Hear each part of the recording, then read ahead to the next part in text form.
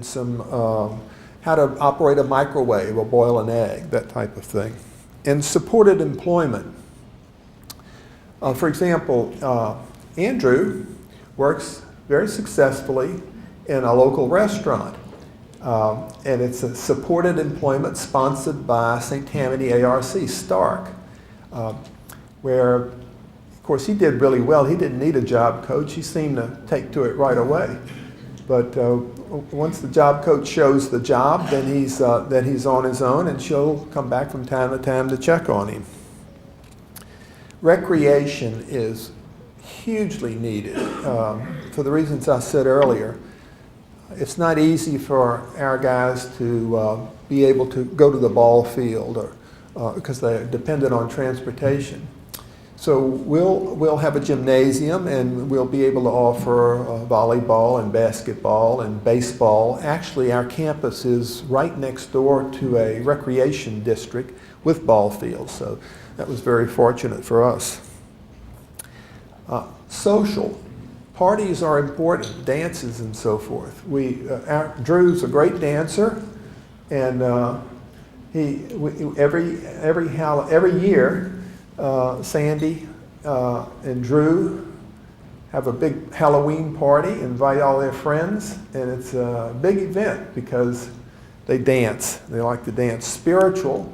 There has to be the worship center. Our campus at the center will be the chapel, a non-denominational chapel, where they can meet on Sunday and have a worship service and have Bible studies throughout the week and so forth. We have 100 acres that we own. We have purchased it in Thibodaux Springs. It's in the city limits. Made possible by, it was $2.1 million, $1 million of which was donated by the Poitevin family and the Weyerhaeuser Timber Company. So we were able to get that, which really helped us moving along because we have our land. We chose Thibodaux Springs for a couple of reasons. One, the town really wanted us to be there. They're very supportive from the mayor on down. And the zoning, they just gave us our zoning. There was no argument with that. We didn't have to fight. Sometimes that's problematic, is to get the zoning, and we had good luck with that. We're above I-12, which is critical because we're outside the hurricane evacuation zone. Thibodaux also has a lot of artists in the community. And they have, during our zoning meetings and so forth in the town hall, a lot of them told us that they want to support St. Andrew's Village because it would give them a venue to sell their artwork, when we can be able to have that in our gift shop and be supported by the local artists. There are also a good number of retired persons in Thibodaux Springs and on the North Shore. And we see a real opportunity to, there's a symbiotic relationship, we think, between the disabled adults and retired persons. Retired people, like all of us, they need to be loved, and they need to be needed. Well, our guys, like Andrew, give love from a well that never runs dry. And the retired people would be needed because they really are needed. Their need to be needed is satisfied because the need is real, and we can really use them. It's interesting. I'll tell you a little quick story about retired people and the socials that we have for our guys. Once a month, Drew and some of his friends go to a retirement community in Mandeville, Rouquette Lodge. They went yesterday afternoon to play bingo. And they get along great. The residents love Drew, and Drew loves them. They have a ball playing bingo every year. In fact, I think it was last Christmas or so, Drew and some of his friends had a Christmas musical for him, which just really rocked. Drew dressed as Elvis. Yeah, I am. Sandy made him a white jumpsuit with the cape, and he had, you know, the Elvis wig and the glasses and the sideburns, and he got up and sang for him, you know, threw him the red scarf, all that kind of stuff. But another interesting thing is that teenagers seem to do really well with our guys. As some of you know, there are programs in high schools, buddy programs, where a non-disabled high schooler will buddy up with a disabled high schooler to kind of be a friend and show them around. Well, we had, this past January, we had a hoedown in Abita Springs in the town hall where all our guys dressed up in Western costumes, and we went into the town hall and had a big dance. We had all kind of events there. The square dancers were there, the Tammany twirlers, we had a band, we did line dancing, we did chicken dancing.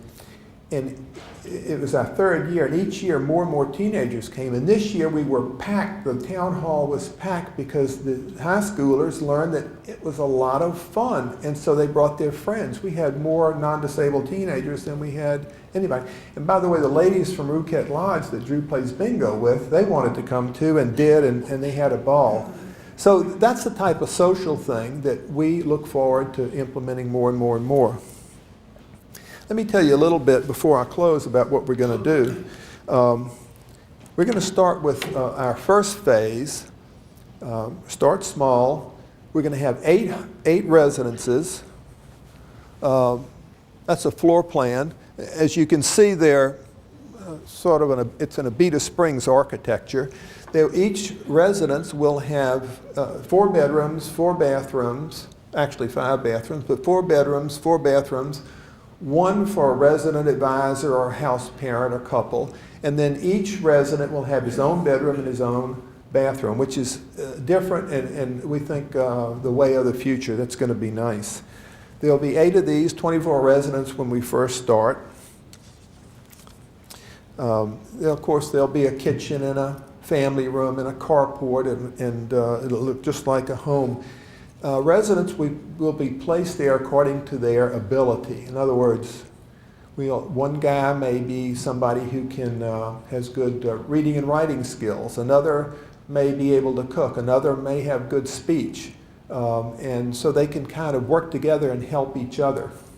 It'll be men and women, obviously. One home will be men, another women. We'll also have at phase 1, 34 day program residents, participants rather. Our campus facility in phase 1 will have a town center, a welcome center. At the center will be a chapel, a amphitheater, outdoor amphitheater for events, a gymnasium, 8 homes, and of course a lot of green space. In the future, we'll add a total of 22 homes, so there'll be 66 residents, and 120 day program participants, people who want to participate in the program but don't necessarily want to live there. And there's a big demand for that. We will be a provider for the state of Louisiana. The state of Louisiana does have programs where they contract with people to provide services and then pay the contractor. So one of our businesses will be providing these services under contract to the state of Louisiana. How did DHH respond to your approach? Initially, they did not like it. Their initial reaction was, this is an institution. We're moving away from institutions. We want mainstream integration. We don't want a congregation, a congregate facility. And it took some talking to them to convince them of what we were trying to do, what our vision was. And reluctantly, they agreed. They just didn't want to move out of this idea of traditional neighborhood and community homes. But I think they're beginning to warm up to this for a couple of reasons. One, we're going to offer a lot of social and recreational opportunities. And 2, we are going to have this integration from the community, which is actively what we're pursuing. And 3, there aren't enough community homes out there. So they're kind of forced to look at some alternative visions. How did you get them to do that? Because we're looking at a development now, and they tell us we can have no more than 8 folks on one property. You know, we haven't had that problem with them. We've told, we have these, obviously these 8 homes, and they haven't had a problem with it so far.